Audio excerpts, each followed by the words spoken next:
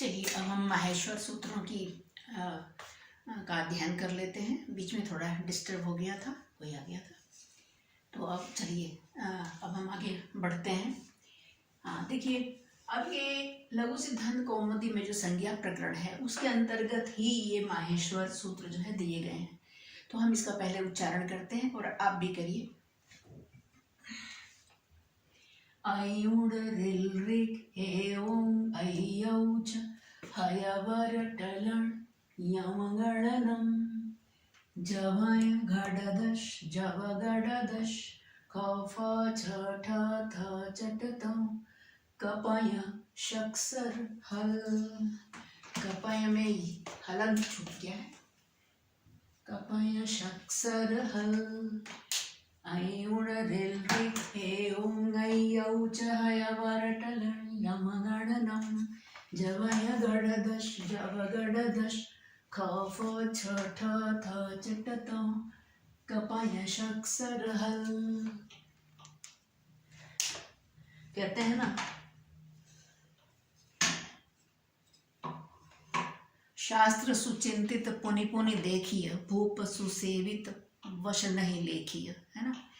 तो वही बात है, यहाँ पर कितना भी आप ध्यान से लिखो तो कोई ना कोई जो है कहीं ना कहीं असावधानता आ ही जाती है।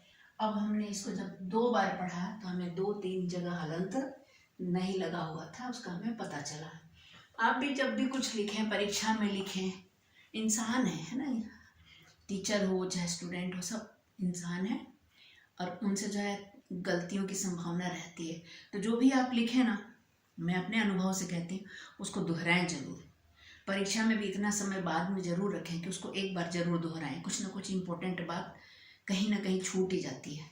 तो चलिए अब हम इसको पढ़ते हैं। ये पढ़ लिया हमने। अब देखिए, अब कहते हैं कि इति माहेश्वराणि सूत्राणि, ये जो माहेश्वर सूत्र हैं, है ना, तो ये किस लिए है। कोई कहे कि हम क्यों पढ़ें माहेश्वर सूत्र, तो कहते हैं कि मतलब प्रयोजन, किसी भी कार्य का कोई ना कोई प्रयोजन जरूर होता है। और जब इतना बड़ा ग्रंथ लिखा जा रहा है ना, लघु सिद्धांत कौमुदी, पाणिनि अष्टाध्यायी, सिद्धांत कौमुदी, तो उसका तो निश्चित ही प्रयोजन होगा। ठीक है, तो देखिए लिखा है इति माहेश्वराणि सूत्राणि अनादि संज्ञार्थानि।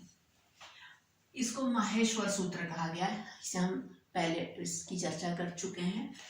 तो कहते हैं कि ये जो माहेश्वर सूत्र हैं ये अण आदि संज्ञाओं के लिए हैं। मतलब अण आदि संज्ञा का अर्थ है यहाँ प्रत्याहार।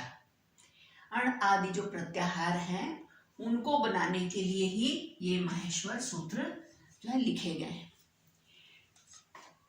कहते हैं एषाम अन्त्य इतः, और जो इनका अंतिम वर्ण है, ये अंतिम वर्ण, सभी सूत्रों का जो हलंत वाले जो वर्ण हैं, ये जो है इनको हम इत कहते हैं। देखिए आई औच में भी विसर्ग, ये सॉरी हलंत छूटा है। तो ये जो इनके जो अंतिम है, इन माहेश्वर सूत्रों के जो अंतिम वर्ण हैं वो एषाम अन्त्या इत, ये इत है, इत संज्ञक है, मतलब इनको इत कहा जाएगा। लेकिन कहते हैं हकारा दिश्वकार उच्चारणार्थ। कहते हैं कि ये तो चलो ये हलंत है ना, सब ये हलंत हैं और इत संज्ञक है, लेकिन ये जो हकार है, हकार का मतलब ह य व र, है ना, ल य म ग, ये सारे ज भ ग ढ ध ज ब ग ड द, इनमें जो अकार हैं वो किस लिए हैं। क्योंकि व्यंजन तो अपने आप में तो वो बिना स्वर के ही होते हैं ना, मूल रूप में। जब उनमें स्वर लगते हैं तभी उनका उच्चारण हो सकता है। अस्वर वे हैं जो स्वयं राजन्ते इति स्वरा, जिनका उच्चारण करने के लिए किसी अन्य की आवश्यकता ना पड़े, वे स्वर।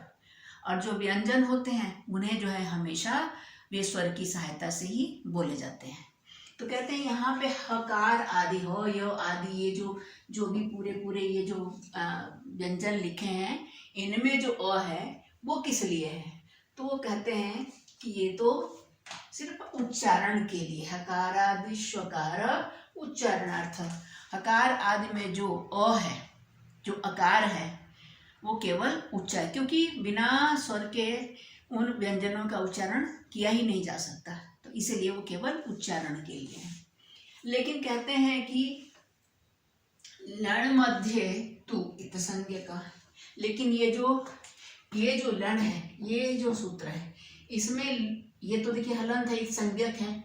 लौ में जो अ है वो इत संज्ञक है, और उसका इसमें जो अ है वो केवल उच्चारण के लिए है, लेकिन इस लौ की भी इत संज्ञा होगी। लण मध्य मतलब लण के लौ और ण के बीच में जो अ है वो तो इत संज्ञक है। तू इत संज्ञक का हुआ तो इत संज्ञक है, उस इत संज्ञा की जाएगी समय आने पर। ठीक है।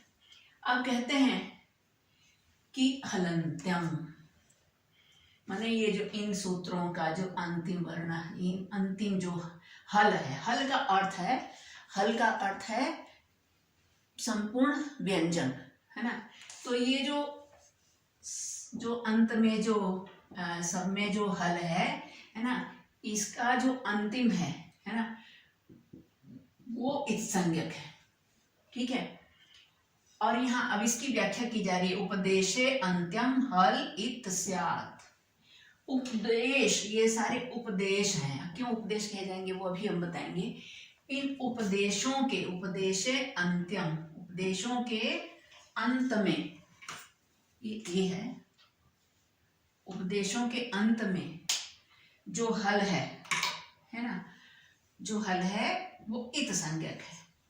उनकी भी इत संज्ञा होगी। मतलब अभी जो सब ये सारे हल ही है ना, सब हल का मतलब है, हल का मतलब व्यंजन, जितने भी व्यंजन है और उनमें हलंत लगा हुआ है वो सारे जो है इत संज्ञक है, उनकी इत संज्ञा है। ठीक है। कहते हैं उपदेशे अंत्यम हलित स्यात्। समझ में आ गया। तो कहते हैं तो फिर उपदेश क्या है, उपदेश किसको कहते हैं। अभी तो मैंने बता दी ये सब उपदेश हैं, लेकिन मैं ऐसे कहने से ये कोई परिभाषा तो है नहीं है, मैंने आपको ऐसे ही सामने समझा दिया। तो कहते हैं उपदेश क्या है। उपदेश आद्योच्चारण। उपदेश जो है आद्य, माने जो आदि में जो वैयाकरण हुए, और उनमें भी महर्षि पाणिनि, कात्यायन और पतंजलि, ये त्रय मुनि, ये जो मुनि त्रय हैं, इनका जो इन्होंने जिस वर्ण का जिस प्रकार से पहले उच्चारण कर दिया है ना, वही जो है वही आद्य उच्चारण बन गया।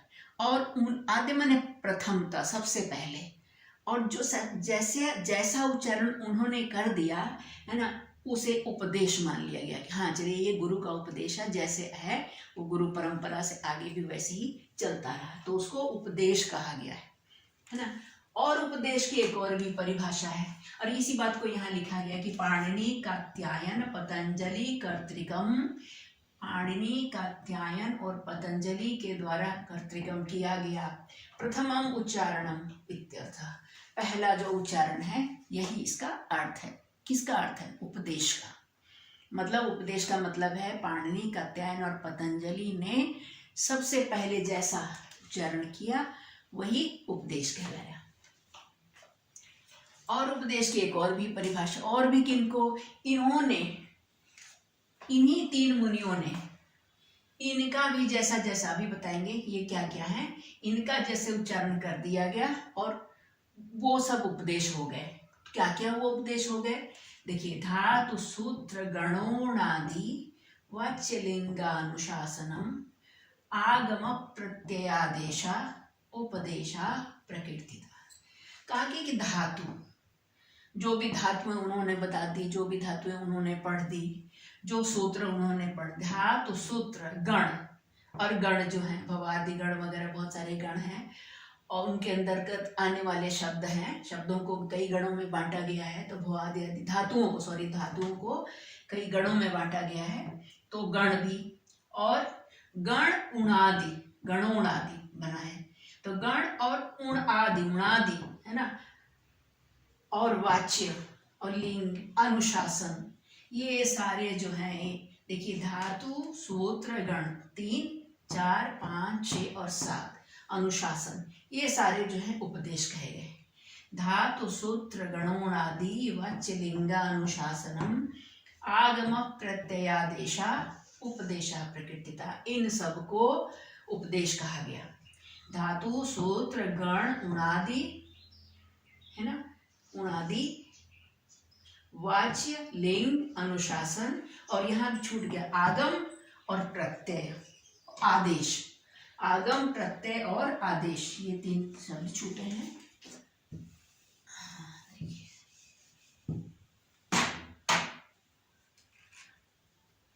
अनुशासन,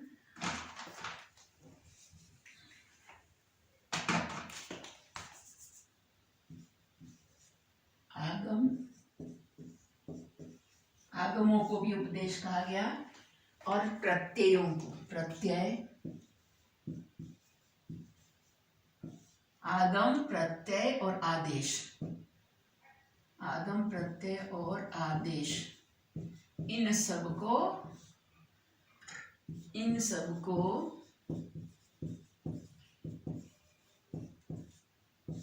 उपदेशा प्रकृतिता, उपदेश कहा गया।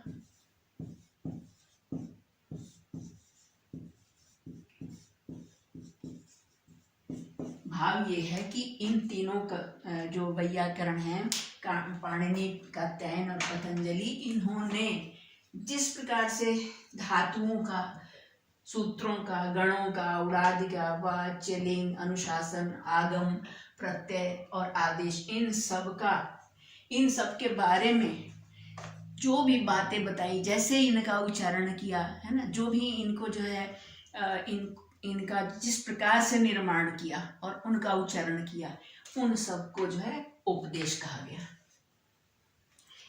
अब हम कहते हैं कि देखिए, अब ये तो बता दिया कि ये जो ये सूत्र हैं, ये जो माहेश्वर सूत्र हैं, इनका अंतिम जो है इत है ना। तो कहते हैं अब उस इत का करना क्या है ना, उस इत का करना क्या है, उस इत के साथ क्या किया जाता है। तो कहते हैं कि वो केवल प्रत्याहार निर्माण के लिए है, और उस तस्य तो लोपः स्यात्, उस इत का लोप हो जाता है। लोप किसे कहते हैं, अदर्शनम लोप, होते हुए भी न दिखाई देना, जिसे इंग्लिश में हम साइलेंट कहते हैं। जैसे साइकोलॉजी में पी साइलेंट हो जाता है, नॉलेज में के साइलेंट हो जाता है।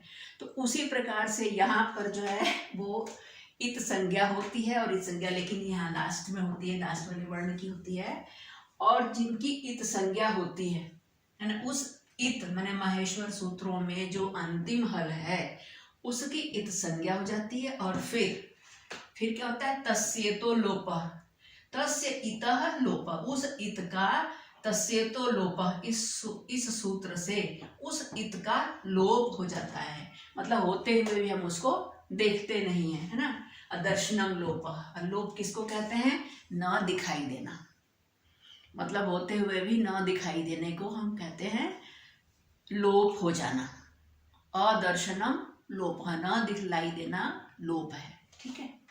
तो इस प्रकार अब कहते हैं अणादयो अणाद्यर्थ। अब कहते हैं कि ये है किस लिए, ये जो ये माहेश्वर सूत्रों में ड आदि, णादयों का मतलब है ण, क, ङ, च, ट, ण, ये सब, ये और आदि, और इस तरह के अंतिम जितने भी इत हैं वो किस लिए हैं। तो कहते हैं णादयः ण आदि जो है अणाद्यर्थ, अण आदि प्रत्याहारों की सिद्धि के लिए है।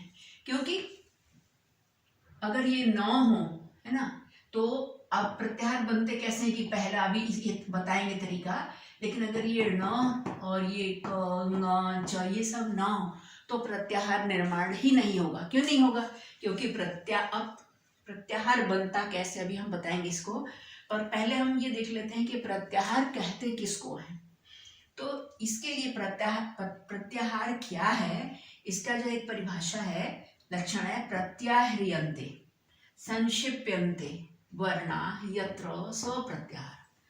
अर्थात जहां पर वर्णों या पदों का संक्षेपीकरण करते हैं, यहाँ पर का होना चाहिए, का संक्षेपीकरण करते हैं उसे प्रत्याहार कहते हैं। अर्थात संक्षेप में, है ना, तमाम, जैसे मान लीजिए ये है, उदाहरण देते हैं यहाँ पे देखिए, जैसे अयुण है, ये अयुण है ना, इतना ना बोल के हम सिर्फ पहला अक्षर और ये अंतिम वाला ले लेंगे और कहेंगे अण, और अण का मतलब होगा अ ई उ, ठीक है। तो अब समझ में, लेकिन बोलने के लिए ये जो अंतिम इत है, इत वर्ण है ना, इत संज्ञक वर्ण है, उनकी आवश्यकता है। क्यों? क्योंकि अ ड ना हो तो खाली अ प्रत्याहार तो नहीं होगा। प्रत्याहार एक इस तरह का, आप समझ लीजिए ब्रैकेट, अगर ब्रैकेट लगाते हैं तो एक दोनों तरफ से लगाते हैं ना, कोई ऐसा तो ना, कोई कहीं पे कोई ब्रैकेट नहीं होता ना कि एक तरफ ब्रैकेट लगा दिया दूसरी तरफ खाली, ऐसा तो नहीं होता। तो ये समझ लीजिए वो दूसरे तरह का ब्रैकेट है, और जिसके बीच में निश्चित स्वरों को रख दिया जाता है, ठीक है। तो कहते हैं कि देखिए प्रत्याहार, और ये जो प्रत्याहार है ना, ये प्रत्ययों का भी होता है ना, आगमों का भी होता है और धातुओं का भी होता है प्रत्याहार। जैसे यहाँ पे मैं लिख नहीं रही हूँ, बता रही हूँ सिर्फ कि जैसे जो 21 प्रत्यय होते हैं जो शब्द रूपों में लगते हैं, सु औ जस आदि, है ना, सु औ जस टिप तस जी, ये सब जो प्रत्यय है 21 प्रत्यय है ना, तो उनको भी हम सिर्फ पहला अक्षर, जैसे राम हमें सु लगा है, वहां से लेके और लास्ट में जो सप्तमी विभक्ति का लास्ट में है ना, तिप तस जी, ऐसा मुझे ध्यान नहीं आ रहा, अंत में सुप प आता है उसमें, तो उसको पहले प्रथमा विभक्ति एक वचन में सु, और लास्ट वाला जो प आता है उसको मिला दिया सुप। और सुप कहने का मतलब बीच में जितनी भी, तीनों वचनों में जितनी भी जो है प्रत्यय लगे हैं, है ना, वो सब आ जाते हैं। ऐसे आगमों में होता है, और इसी प्रकार से धातुओं में भी होता है ना, है ना। और सुप जिसमें लग जाता है उन शब्दों को कहते हैं सुबंत, और तिंग जो धातुओं में लगते हैं उनको कहते हैं तिङंत, ठीक है। तो अब इससे आगे पढ़ेंगे फिर।